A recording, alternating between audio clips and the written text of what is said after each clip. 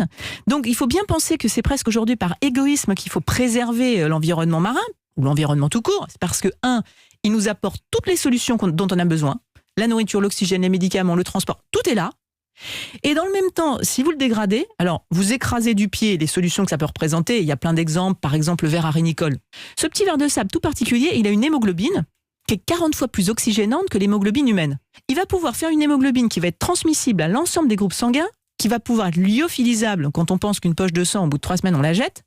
Et ça va pouvoir conserver nos greffons qui souvent manquent d'oxygène et donc sont abîmés avant d'être greffés pour éventuellement transfuser. En l'occurrence, tu as d'un côté ce petit verre que tu peux écraser en te disant que ce truc ça sert à rien, et de l'autre côté peut-être une vraie révolution pour l'homme. Et donc pour en revenir aux océans, c'est tout ça qui nous est offert gracieusement, et dans le même temps, si tu le dégrades, tu écrases du pied les solutions, et en même temps, tu pollues ta propre survie. Donc, évidemment, il ne faut pas prendre l'exemple de l'immense bibliothèque, parce que j'aime bien cette image. C'est comme si vous aviez devant vous cette bibliothèque, vous aviez plein de livres. L'océan, c'est une bibliothèque. Voilà, et que ces livres-là, vous ne sauriez pas les lire. C'est comme si vous les prenez, vous faites un peu de feu avec, ça fait un peu d'énergie, mais vous ne sauriez pas tout le potentiel que ça nous offre.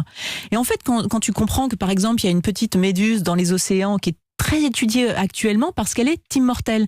La méduse, quand elle vieillit, elle redevient à un moment donné œuf. C'est un peu comme si tu imaginais un vieillard qui reviendrait bébé, un papillon qui reviendrait chenille, et on est en train de l'étudier, on est fasciné par ça.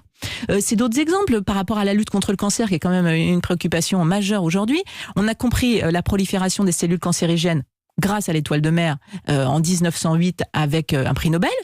Et aujourd'hui, l'année dernière, on a travaillé sur l'éponge de mer, et là on a redécouvert une molécule qui peut-être serait efficace pour la lutte contre le cancer. Enfin, ça c'était l'année dernière, donc encore une fois, c'était... Il y a plein de raisons d'espérer. Il y a beaucoup de raisons d'espérer. Et moi on m'a dit qu'il fallait pas mettre